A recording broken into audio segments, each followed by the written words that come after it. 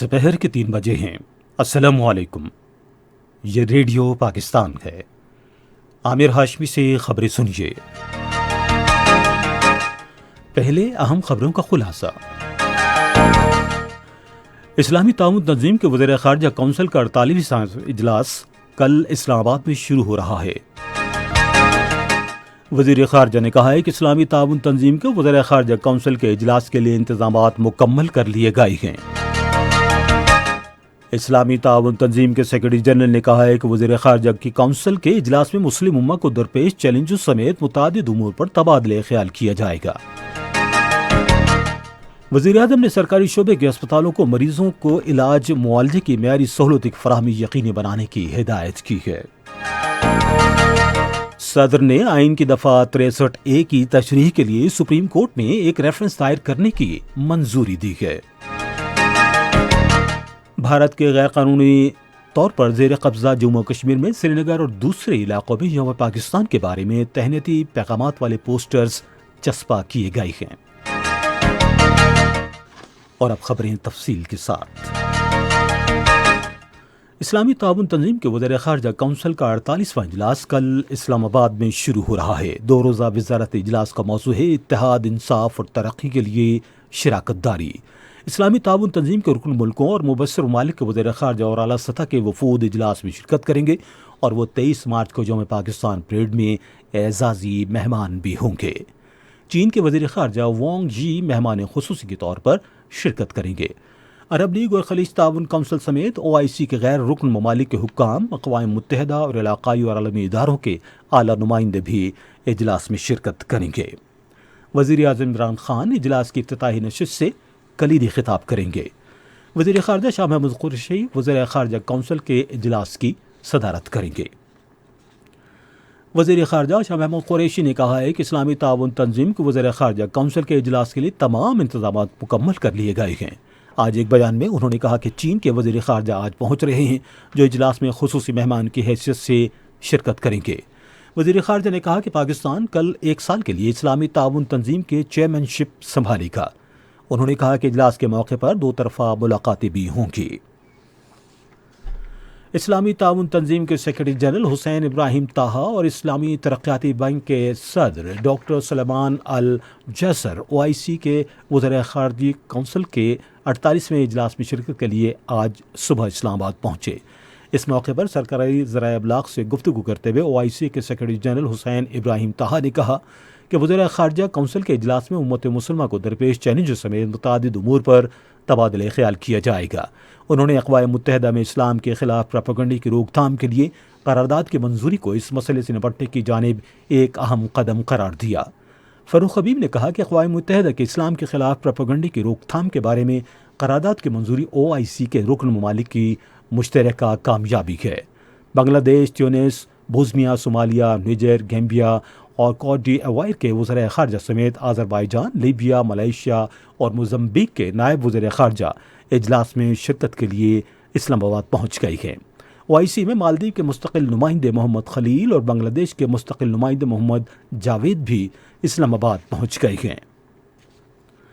وزیر اعظم عمران خان نے سرکاری شعبے کے اسپتالوں کو نجی شعبے کے بہترین تجربات سے استفادہ کرنے اور مریضوں کے لیے علاج معالجے کی معیاری سہولت یقینی بنانے کے لیے میرٹ پر پیشہ ورانہ تقرر کرنے کی ہدایت کی ہے۔ وہ آج اسلام آباد میں پیمز اسپتال کے ہنگامی امداد کے نئے شعبے اور 300 بستروں کے ایک نئے اسپتال کا سنگ بنیاد رکھنے کی تقریب سے خطاب کر رہے تھے۔ وزیر اعظم نے کہا کہ پیمز میں ملک کے صف اول کا اسپتال بننے کی گنجائش ہے۔ انہوں نے کہا کہ پیمز میں قائم کیا جانے والا ہنگامی امداد کا شعبہ جدید ترین ہوگا، جو ایمرجنسی مریضوں کو ہر قسم کی علاج معالجے کی سہولت میسر آئے گی۔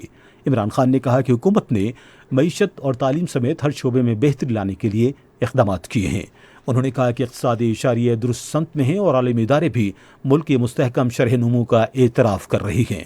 اس موقع پر صحت کے بارے میں معاون خصوصی ڈاکٹر فیصل سلطان نے کہا کہ پیمز میں نیا ایمرجنسی وارڈ 2 سال کے مکمل کر لیا جائے گا، جبکہ نئے اسپتال کی تعمیر سے وفاقی دارالحکومت کے رہائشیوں کو بہتر طبی سہولتیں ملیں گی۔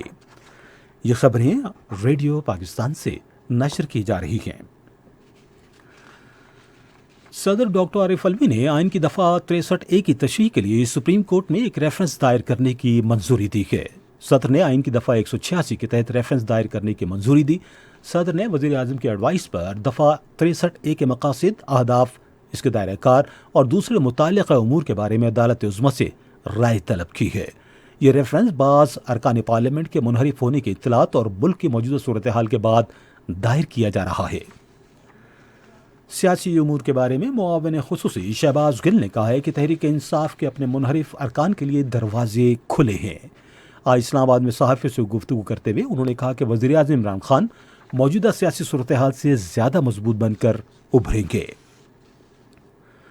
اطلاعات و نشریات کے وزیر مملکت فروخ حبیب نے ملک میں جمہوریت کے استحکام کے لیے ہارس ٹریڈنگ روکنے کی ضرورت پر زور دیا ہے۔ آج اسلام آباد میں صحافیوں سے گفتگو کرتے ہوئے انہوں نے کہا کہ ہم اتحادی جماعتوں کو ساتھ لے کر چلے ہیں اور وہ اس حکومت کا حصہ ہیں۔ وزیر مملکت نے کہا کہ ملک کی پالیسیوں میں تسلسل کی ضرورت ہے اور سازشوں کا متحمل نہیں ہو سکتا۔ تحریک انصاف کے رہنما فیصل جاوید نے کہا ہے کہ اتوار کو ڈی چوک اسلام آباد میں پارٹی کے جلسہ عام کی تیاریاں بھرپور طریقے سے جاری ہیں۔ آج اسلام آباد میں ایک نیوز کانفرنس سے خطاب کرتے ہوئے انہوں نے کہا کہ وزیر اعظم جلسہ عام سے تاریخی خطاب کریں گے اور مستقبل کی اپنی حکمت عملی بھی پیش کریں گے۔ جنوبی افریقہ کے نیول چیف موسیوا سیموئل ہونگوانے نے آج نیول ہیڈ کوارٹرز اسلام آباد میں پاک بحریہ کے سربراہ ایڈمرل محمد امجد خان سے ملاقات کی اور سمندری امور میں تعاون اور باہمی دلچسپی کے امور پر تبادلہ خیال کیا۔ معزز مہمان نے خطے میں میری ٹائم سیکیورٹی کے لیے پاک بحریہ کی کوششوں کو سراہا۔ بھارت کے غیر قانونی زیر قبضہ جموں و کشمیر کے ضلع سری نگر اور دوسرے علاقوں میں یوم پاکستان کی آمد کے موقع پر تہنیتی پیغامات کے ساتھ پوسٹرز چسپاں کر دیے گئے ہیں جو بدھ کو منایا جائے گا۔ یہ پوسٹر جموں و کشمیر تحریک آزادی، جموں و کشمیر مزاحمتی تحریک، کشمیر حریت فورم اور جموں و کشمیر جسٹس لیگ نے چسپاں کیے ہیں، جن پر قائد محمد علی جناح، علامہ محمد اقبال، وزیر اعظم پاکستان عمران خان، بری فوج کے سربراہ قمر جاوید باجوہ کی تصاویر آویزاں ہیں، اور کل جماعتی حریت کانفرنس کے چیئرمین مسرت عالم بٹ نے پاکستانیوں کو ان کے قومی دن کی مبارکباد دی ہے۔ پوسٹرز پر ایک قوم ایک نعرہ ایک منزل کے پیغامات درج ہیں۔ پوسٹرز پر تحریر ہے کہ بھارت نے کشمیر کو فوجی چھاونی میں تبدیل کر دیا ہے، کشمیری بھارت کے غیر قانونی تسلط سے آزادی چاہتے ہیں اور حق خود ارادیت کے منصفانہ نصب العین پر کبھی کوئی سمجھوتا نہیں کریں گے۔ پوسٹرز پر یہ بھی درج ہے کہ متحد ہونے اور بھارتی قبضے کے خلاف آواز اٹھانے کا وقت آ گیا ہے۔ اس امید کا اظہار بھی کیا گیا ہے کہ ملک کے عوام مضبوط اور مستحکم پاکستان کے لیے کام جاری رکھیں گے، کیونکہ مستحکم پاکستان خطے میں امن کی ضمانت ہے۔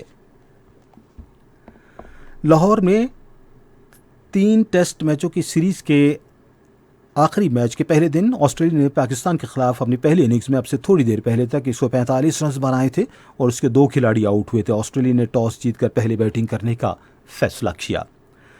ریڈیو پاکستان آج تیسرے پہر 3:30 بجے اپنے قومی پروگرام میں اسلام آباد میں اسلامی تعاون تنظیم کے وزیر خارجہ کونسل کے 48ویں اجلاس کے سلسلے میں کرٹن ریزر نشر کرے گا۔ شام 4:05 پر ایک اور قومی پروگرام میں نسلی امتیاز کے خاتمے کے عالمی دن کے سلسلے میں ایک خصوصی مذاکرہ نشر کیا جائے گا۔ اور اب موسم۔ محکمہ موسمیات کی پیشگوئی کے مطابق آئندہ 12 گھنٹے کے دوران ملک کے بیشتر حصوں میں موسم زیادہ تر گرم اور خشک رہے گا۔ آج ریکارڈ کیا گیا بعض شہروں کا درجہ حرارت: اسلام آباد اور Karachi 32 degree centigrade, Lahore 34، Peshawar 31، Quetta 25، Gilgit 21، Murree 22 اور مظفر آباد 30 ڈگری سینٹی گریڈ۔ محکمہ موسمیات کی پیشگوئی کے مطابق بھارت کے غیر قانونی زیر قبضہ جموں و کشمیر میں سری نگر، لیہ، شوپیاں، بارہمولہ، پلوامہ اور اننت ناگ میں مطلع جزوی طور پر ابرآلود اور موسم خشک رہنے، جبکہ جموں میں موسم گرم اور خشک رہنے کا امکان ہے۔ آج ریکارڈ کیا گیا درجہ حرارت: سری نگر، پلوامہ اور Baramulla 18 degree centigrade, Anantnag اور شوپیاں 16 اور لیہ 4 ڈگری سینٹی گریڈ۔ اسی کے ساتھ خبریں ختم ہوئیں۔ مزید خبروں اور تجزیوں کے لیے ہماری ویب سائٹ پر radio.gov.pk اور فیس بک کے link radio Pakistan news official پر براہ راست ویڈیو اسٹریمنگ بھی ملاحظہ